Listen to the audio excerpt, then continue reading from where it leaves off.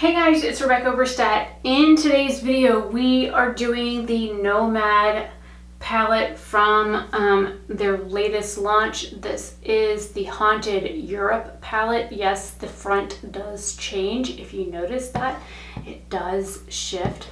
I can get the camera to pick it up.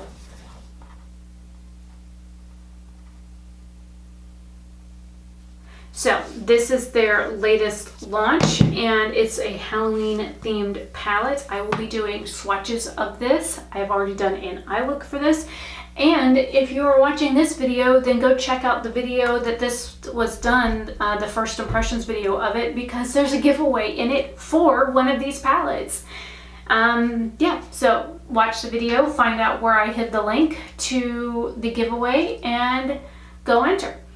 I'm going to be doing swatches on me arm as per usual. There's nothing on it. I will be doing double swatches and I will start here and work my way out, and I will do as many on my arm. I will do double swatches and I will be cleaning my fingers off with my makeup removing cloth from Fabletics.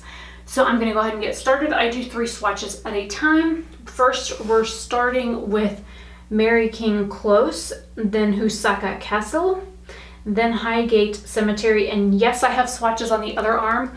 I do swatch videos 2 at a time, and then I go outside and show what they look like out there. So there's Mary King Close and Husaka Castle, which is a beautiful gold, and then Highgate Cemetery is more of a topper shade.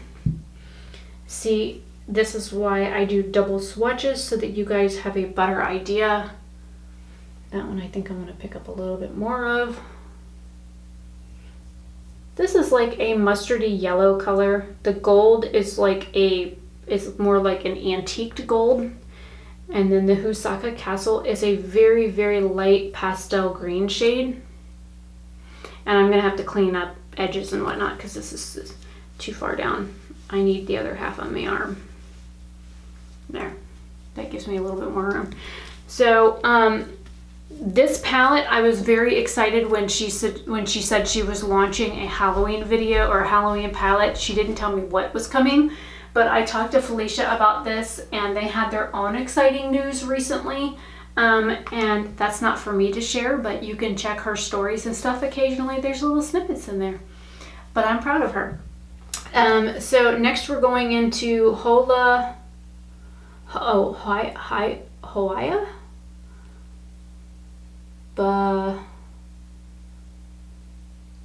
Buki Forest, Hawaii Buki, I don't know, this one right here, which probably stands for Black Forest.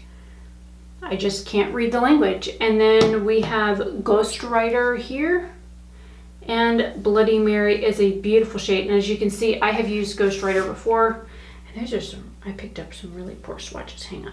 Ghost Rider is a little bit on the chunky side, and Bloody Mary is a duochrome. So we have the Forest one, which I do believe stands for Black Forest. Then we have the matte mauve shade, which is Ghost River. Then we have Bloody Mary, which shifts from a hot pink to an orange shade. Do double swatches, and yes, there is Ghost River on the counter because it fell off from my finger. I didn't pick up hardly anything that time. I feel bad because I'm ruining the pictures in the pan by doing swatches. And Ghost River is a chunky matte, so you will have fallout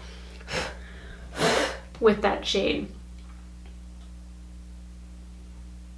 It's a very dry matte formula, so you will find that you will have some fallout with it, especially when you go to blend. It blends like a dream, but you will notice, and there's a lot of kick up in the pan, so it's a more drier formula than normal for them, but it works really well. It starts off really light, kind of like a purpley gray shade, and then you can build it up to be that mauve shade.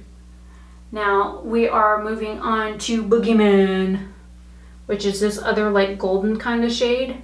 And we have Frankenstein, which is a color that kind of threw me. It wasn't something I was expecting. And then Grendel, if you guys know the story of Grendel. It's a very German, Nordic kind of folktale thing. So we have Boogeyman, And then Frankenstein, which by the way is the doctor, not the monster. And then we have Grendel. Actually, those two colors look really good together. I could do a look with just those three. I never thought about that. Now, Boogeyman is more of a copper gold than a straight gold. There's like some copper hints in it. And these two mattes, man, they're like richly pigmented. The green's a little chunky. I think I'm gonna do 2 more on this side, and then I will do the bottom. I'm gonna clean up some edges really quick though and get my fingers clean.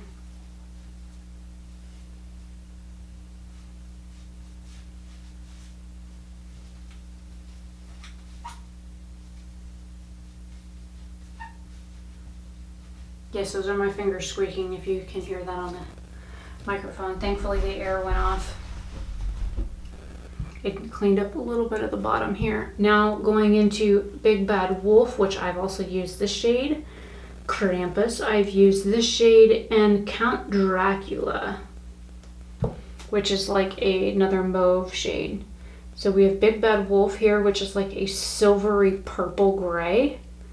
Then we have Krampus, which is a like dark purple with it's like multi-tone glitter in it, but it's also got some like hot pink glitter.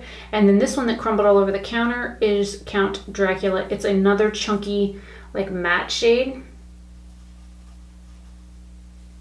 Very, very dry compared to their normal formula. So I'm gonna start with that one first for the second swatch. As you can see, there's like a chunk up here. And then I will do these again. This is a beautiful shade.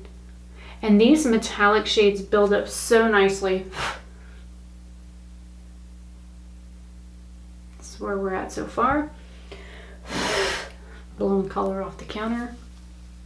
And then we have 6 left. Do you like this color story? I was thrown off by this orange and this like pinkish orange shade down here. I was definitely thrown off. I was expecting some like dark, rich blood colors and some other like deeper, darker shades, but she said that in order to get some of the darker reds, they have to use actual raw pigments to do it, which, you know, is understandable to get some of the richer tones. And those require like safety warnings and stuff. So if you look on some palettes, it'll have like an asterisk that says, you know, pressed pigment or something like that. It's one of those things that they're working on some things, but they're not quite there yet. So they will be bringing out some pressed pigments soon rather than later. Okay, so we have the Catacombs, Dragholm's Castle, and Mary Cemetery are the next 3 shades. So this one's more of a pewter color. Then we have Dragholm Castle, which is like a taupey, it's like a taupey brown. Then we have Mary Cemetery, which is a green with silver reflect. I can't get over how beautiful this palette is. And the fact that I've ruined all of the pans and stuff now by swatching it is very sad, because it is, I love the imprints. I'm so careful when I use the Nomad palettes because I want the imprints to stay for like ever and ever and ever, because they're so pretty. They spend so much time picking out all the designs. I will try and include a picture of what the palette looks like from their website, or the pictures that I took before I touched it, you know, so that you can see just how pretty the imprints were, because there's like little coffins in this one, there's a castle, there's like gravestones here and here, there's trees in those, this is a spider web, those are bats. This one also has coffins, and then this one has bats, and that's a spider web, and that is also, oh, I just realized, this entire row is coffins. This one here and here are castles. This entire row are like gravestones. These are all like tree designs. All of these are spider webs, and yep, all 3 of the very last one are all bat shapes. So I just stuck my finger in that. I just realized that, so I'm a little behind. So next we have Black Forest, which is what I thought the first one up there was called. We have Bronze Castle, or Brand's Castle. Ah, you just crumbled all over my counter, you.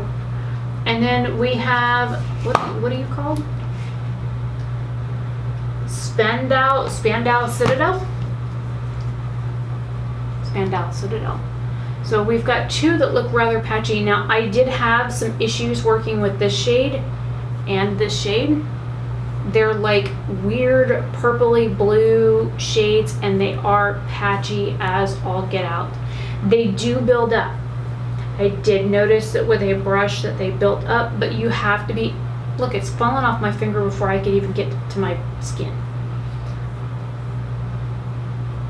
So if you look, as I pat and then drag,